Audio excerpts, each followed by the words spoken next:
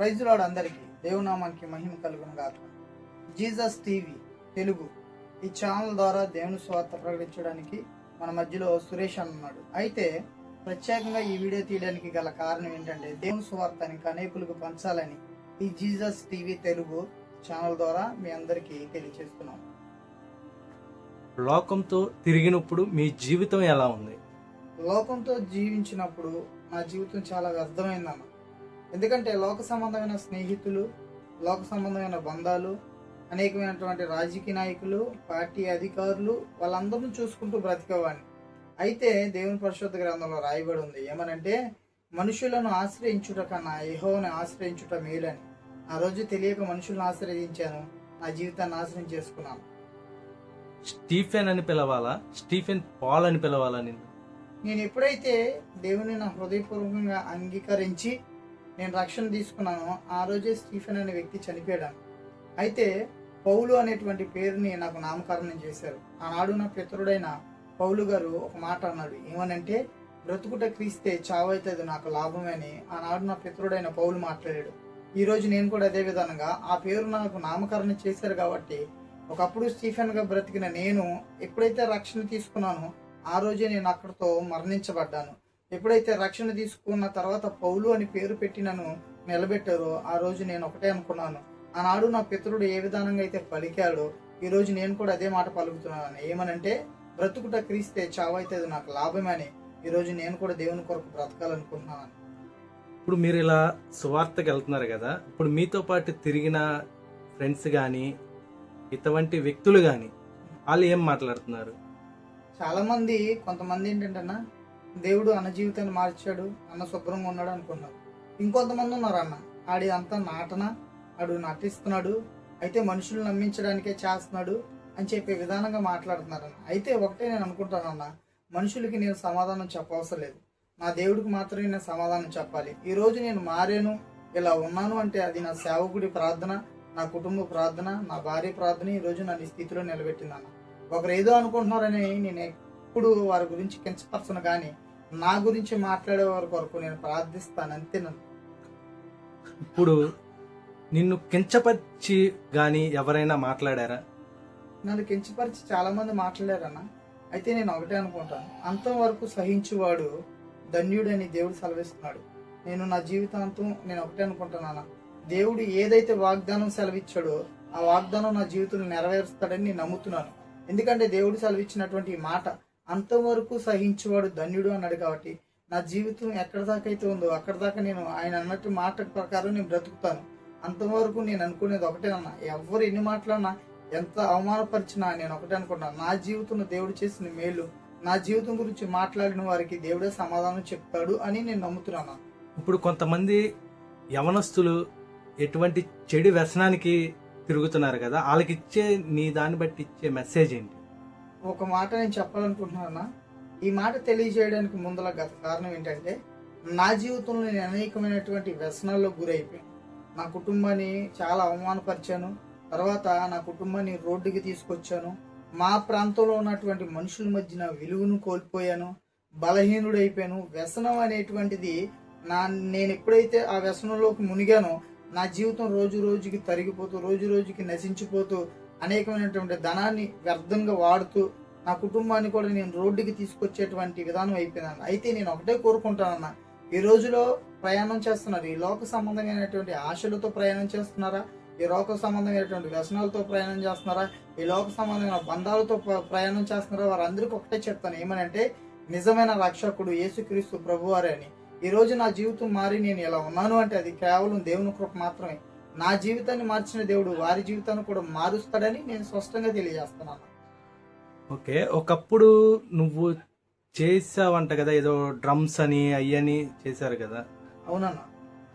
అయితే నా బాల్యదినంలో నన్ను మరణ అపాయం నుంచి దేవుడు విడిపించి, నేను ఎప్పుడైతే ఆ యొక్క మరణ అపాయం నుంచి విడిపించబడ్డానో నా కుటుంబం అంటే నా తల్లిగారు మందిరానికి తీసుకెళ్ళడం అలవాటు చేసిందను. బాల్యదినంలో నేను ఎప్పుడైతే మందిరానికి వెళ్తున్నానో నాకు దేవుడు ఒక గొప్ప తలంపునిచ్చాడు. మందిరంలో నేను వెళ్తా ఉండగా నాకు దేవుడు ఒక తలంపు ఇచ్చాడు, ఏంటంటే వాయిద్యాలు వాయించే తలంపు ఇచ్చాడు అన్న. అయితే ఆ వాయిద్యాలు మందిరంలో వాయిస్తూ ఉండేవాడిని, చాలా సంతోషపడతా ఉండేవారు మా తల్లిదండ్రులు కూడా.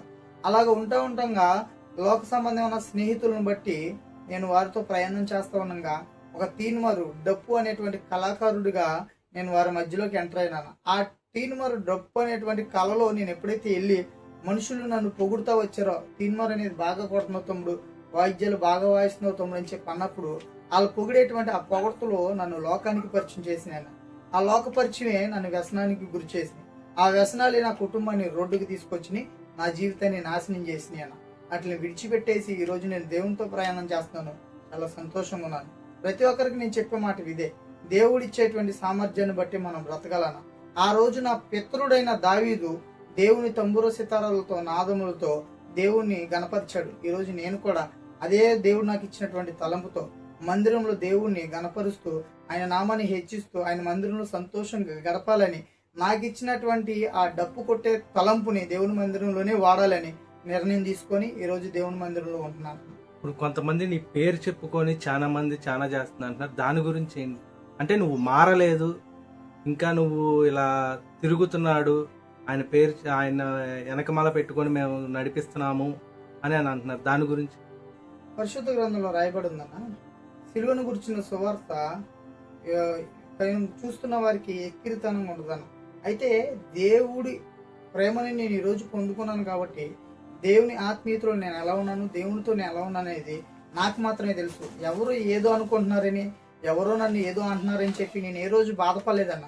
ఎందుకంటే గతంలో నేను జీవించినటువంటి జీవితాన్ని బట్టి వారికి ఇప్పటికీ నమ్మకం కుదరట్లా నా మీద మొట్టమొదటిగా. అయితే ఆ నమ్మకాన్ని దేవుడు త్వరలోనే తీసుకొస్తాడు. వారి మధ్యన నన్ను నిలబెట్టి ఆయన నామానికి మహిమ తెచ్చుకునే విధానంగా నన్ను వాడుకుంటాడని నేను ఆశపడుతున్నాను. మేము మీ దగ్గరకు వచ్చేటప్పుడు ఎనికేపాడు ఆ చుట్టుపక్కల మేము ఒక సర్వే చేస్తే అలంకార్ బారు అని అందరూ అంటున్నారు, ఏంటది? అలంకార్ బారు అంటేనా, నేను ఈ తీన్మార్ డ్రమ్స్కి వెళ్తా చాలా డబ్బు సంపాదించాను. ఈ డబ్బును తీసుకొచ్చి నా స్నేహితులను తీసుకొని వారిని తీసుకుని ఒక అలంకార్ బార్ అని ఎనికేపాడులో ఉండేదన్న, అలంకార్ బార్కి వెళ్ళేవాడిని. వెళ్ళి అక్కడ ఉన్నటువంటి ఈ యొక్క డబ్బుని ఏదైతే నా దగ్గర ఉందో వ్యర్థమైనటువంటి డబ్బు అన్న, అంటే పరిశుద్ధ గ్రంథంలో రాయబడి ఉంది, పనివాడు జీతమునకు పాత్రుడు. అయితే నేను పనివాడిని కాదు, పని చేపించి చాలా డబ్బు సంపాదించాను, అదంతా వ్యర్థమే. ఆ డబ్బును చూసుకుంటూ గర్వ అహంకారంతో ఫీల్ అవుతూ ఉండవని అలంకార్ బార్కి వెళ్ళి అక్కడ విచ్చలవిడిగా తాగడం, నా చుట్టూ ఒక 20-30 మంది ఉండేవాళ్ళని. ఎప్పుడు తాగి ఎవరితో పడితే వారితో గొడవ పడతా, ఎవరితో పడితే వారితో ఏదో ఒక రాదంతం చేస్తా, లేకపోతే ఎవరు మమ్మల్ని పలకరించిపోయినా మేమే వాళ్ళని పలకరించి కొట్టడం, అలా భయంకరమైనటువంటి చాలా అంటే చాలా క్రోధమైనటువంటి పనులు ఆ అలంకార బార్లో చేసామన్న. ఆ అలంకార బార్లో వాళ్ళకి మేము ఇచ్చేటువంటి డబ్బు, మేము ఇచ్చేటువంటి టిప్పును బట్టి మమ్మల్ని ఎవరు ఏమనేవాళ్ళు కాదు. ఆ గర్వ అహంకారంతో మేము చేయకుండా పనులన్నీ చేసామన్న. ఓకే, ఇప్పుడు నువ్వు ఇలా మారతకు కారణం ఏంటి? నేను ఇలా అంటే నువ్వు పాతగా ఉన్నప్పుడే బెటర్ కదా, ఇలా మారతకు కారణం ఏంటి? అంటే నేను మారడానికి కారణం ఏంటంటేనా, నా అంతటి నేనైతే మారలేదన్నా. నేను అదే క్రోధంలో, అదే ఘోరతి ఘోరమైన స్థితిలో ఉన్నాను. కానీ ఆ రోజు నా కుటుంబము దేవునికి స్తుతులు అర్పిస్తే ఈరోజు ఆ స్తుతులే ఈరోజు నా స్థితిని మార్చినాయి అన్న. నిజం చెప్పాలంటే నేను ఒకప్పుడు దేవుని మందిరానికి వెళ్ళేవాడిని, దేవుని మందిరంలో వాయిద్యాలు వాయించేవాడిని, దేవుని మందిరంలో పరిచర్య చేసేవాడిని. అలా ఉంటున్న నన్ను అన్ఎక్స్పెక్టెడ్గా ఒక్కసారిగా లోకం వైపు చూసి లోక సంబంధాలు బంధాలు పెంచుకుంటూ స్నేహితులంటూ వారంటూ తిరిగానన్న. పరిశుద్ధ గ్రంథంలో రాయబడి ఉంది, కీర్తనల గ్రంథంలో ఏమని రాయబడి ఉందంటే, దుష్టుల ఆలోచన చొప్పున నడువక అపహాసులు కూర్చున్న చోటు కూర్చోకని ఒక వాక్యం ఉందన్న. అటు రీతిగానే నేను ఎవరితో సహవాసం చేయకూడదో వారితో సహవాసం చేయడం బట్టి నా జీవితం నాశనం అయిపోతూ వచ్చిందన్న. ఈరోజు నా కుటుంబం ఈ యొక్క ప్రార్థన చేస్తూ నేను చేస్తున్నటువంటి ఘోరమైనటువంటి స్థితిని చూసి నా కుటుంబం ప్రార్థించిందన్న. మొట్టమొదటిగా నా కుటుంబం ప్రార్థన వల్లే ఈరోజు నేను ఈ స్థితిలో ఉన్నానన్న. వారి ప్రార్థనే ఈరోజు నా స్థితిని మార్చింది. మీరు ఫస్ట్ నుంచి ఇలా ప్రార్థనలోనే ఉండేవాళ్ళ, రాకపోతే ఎలా? నా బాల్యదినంలో నన్ను మా తల్లిదండ్రులు మందిరానికి నడిపించారన్న. అయితే నేను బాల్యదినంలోనే చనిపోవలసిన వాడిని. దేవుడు మా జీవితంలో మేలు చేశాడు, నా పట్ల కార్యం చేశాడని నా తల్లిదండ్రులు దేవుని ఆశ్రయించి దేవుని వైపు నన్ను నడిపిస్తూ వచ్చారన్న. మధ్యలో స్నేహ బంధాలు నన్ను ఈ విధానంగా లోకం వైపు తిప్పినాయి. అలాగే ఇప్పుడు మరి చిన్నప్పటి నుంచి మీరు ఎలా ఉన్నారు కదా, ఇప్పుడు గడ్డాలు పెంచుకొని అమ్మవారు లాగా అదే గెటప్స్ వేసుకొని అలంకారం చేసుకొని ఉన్నావు కదా, దాని ఏమిటది? అయితే అన్న మొట్టమొదటిగా నేను ఎవరి సహవాసం అయితే చేయకూడదో వారి సహవాసమే చేశానన్న. నేను ఎవరితో అయితే తిరగకూడదో వారితోనే తిరిగానన్న. వారు కొంతమంది ఏం చేశారంటే, అన్న నువ్వు చాలా బాగుంటావు, గెడ్డం ఎక్కువ పెంచావు, హెయిర్ ఎక్కువ పెంచావు కదా, నీకు ఒక గెటప్ వేస్తావన్నా చాలా బాగుంటుందని చెప్పేసి నన్ను ఆ రీతిగా అలంకరణ చేస్తూ ఉండేవాళ్ళు. నేను కూడా ఏం చేశామంటే, మనుషుల మధ్యన ఒక భయంకరంగా కనిపించాలి, వారు నన్ను చూడంగానే భయపడాలనేటువంటి విధానంలో అలా నేను కూడా వారితో పాటు అలంకరణ చేసుకొని తిరుగుతూ వచ్చేవాడిని. ఆ అలంకరణ నా జీవితాన్ని నాశనం చేస్తుందని నేను ఎప్పుడు ఊహించలేదన్న. కానీ ఈరోజు నాకు దేవుడు ప్రత్యేకంగా ఏర్పరచుకొని ఈరోజు నన్ను ఇటొక అలంకరణ రూపంలో నన్ను దేవుని మహిమార్థమే నిలబెట్టి. నిన్ను కించపరిచిన వారికి నువ్వేమని సమాధానం చెప్తావు? దేవుని వాక్యం సెలవిస్తున్నాను, అంతవరకు సహించేవాడెవడో వాడే రక్షించబడును. అంతవరకు సహిస్తాను, నా దేవుడు నా జీవితంలో మేలు చేస్తాడని నేను నమ్ముచున్నాను. ఇప్పుడు గత జీవితం బాగుందా నీకు? ఇప్పుడు ఈ జీవితం బాగుందా? అయితే దేవుని వాక్యం సెలవిస్తున్నాను, గతించిన వాటిని విడిచిపెట్టు, నీకున్న సమస్తము నూతనంగా మార్చబడతాయని దేవుడు సెలవిస్తున్నాడు అన్న.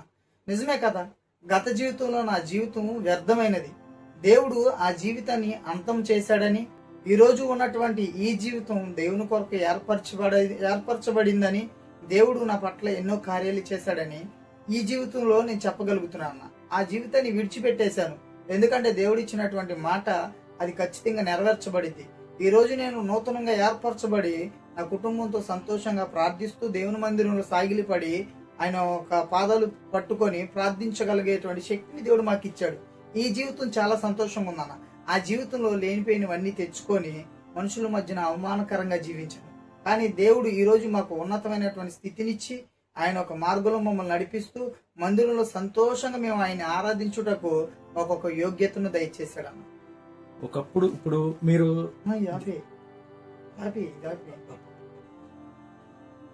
పరిశుద్ధ గ్రంథాన్ని పట్టుకొని అనేక గ్రామాలకి సాక్ష్యం చెప్పుకుంటాకి వెళ్తున్నారు కదా, అంటే ఒకప్పుడు మీతో తిరిగిన వ్యక్తులు ఆ ఊర్లో ఉండొచ్చు, మీ బంధువులు గాని ఎవరైనా గాని ఏమంటున్నారు? అయితే ఒకప్పుడు నేను ఎలా తిరిగాననేది దాన్ని మర్చిపోయినా. అయితే ఈరోజు దేవుని కొరకు అనేక ప్రాంతాలకి సాక్ష్యాలకి నేను వెళ్తా ఉన్నాను. చాలా మంది అంటారన్న, ఈరోజు స్టీఫెన్ బ్రదర్ జీవితం మారింది, దేవుని కొరకు పనిచేయడానికి అనేక ప్రాంతాలకు వెళ్తున్నాడని. కొంతమంది అంటారు వీడిదంతా మాయా, వీడొక నటన అని అంటారు. కానీ నేను మాత్రం ఒకటే అనుకుంటున్నాను, నా బ్రతుకు జీవిత కాలం అంతయో దేవుని కొరకే పనిచేయాలని, ఆయన కొరకే పనిచేసి ఆయన కొరకే బ్రతకాలని. నిజమే కదా, ఆనాడు నా పితరుడు పలికిన మాటను బట్టి నేను ఈరోజు పలుకగలుగుతున్నాను, బ్రతుకుట క్రీస్తే చావైతే అది నాకు లాభమేనే. దేవుని కొరకు పనిచేయడానికి అనేక ప్రాంతాలకు కాదు, ఎంత దూరమైనా వెళ్ళడానికి నేను సిద్ధమేనన్న. దేవుని పని చేయడానికి నాకు దేవుడిచ్చిన ఆరోగ్యాన్ని బట్టి నేను ఆయన కృతజ్ఞతాస్తుతులు చెల్లించుకుంటున్నాను. ఇప్పుడు పలానా మీ ఫ్రెండ్స్ ఉంటారు, చిన్న గొడవలు అవుతాయి, అన్న స్టీఫెన్ అన్న ఎక్కడున్నావు రా అన్న అని అంటే మీరు వెళ్తారా వెళ్ళరు? అన్న ఒక నిజం చెప్తున్నాను, గమనించనన్న. గత జీవితంలో తెలియక అలా మనుషుల మధ్యకి వెళ్ళి అవమానపరచబడ్డాను. ఈరోజు నేను ఒకటే చెప్తాను, తమ్ముడు గొడవల గురించి ఇంకొక అగేరా నాకేం చెప్పొద్దు దయచేసి. ఒకవేళ నాకు మీరు ఫోన్ చేయాలనుకుంటే గొడవల నిమిత్తం అయితే ఫోన్ చేయొద్దు. దేవుని సువార్త ప్రకటించాలన్నా, దేవుని కొరకు పనిచేయాలన్నా, లేదా మీ ప్రాంతంలో ఏం మీటింగ్స్ ఉన్నా పిలవండి తప్ప గొడవల విషయంలో నాకు ఫోన్ చేయొద్దని వాళ్ళకి నిశ్చయంగా చెప్పగలనన్నా. చాలా మంది చేస్తున్నారన్న మధ్యలో కూడా వారికి నేను ఒకే మాట చెప్పాను, ఏమనంటే, తమ్ముడు గత జీవితంలో స్టీఫెన్ అనే వ్యక్తి మరణించాడు, ఇప్పుడు నేను ఒక పౌలుగా దేవుని కొరకు పనిచేయడానికి నిలబడ్డాను, నాకు దయచేసి ఫోన్ చేయొద్దని చెప్పి ఇమీడియట్లీగా ఆ నెంబరు బ్లాక్ చేసేస్తాను. ప్రైజ్ లార్డ్ అందరికీ. నా జీవితంలో దేవుడు చేసిన మేలు మీతో పంచుకోవాలనుకుంటున్నాను. దేవునికి మహిమ కలుగును గాక.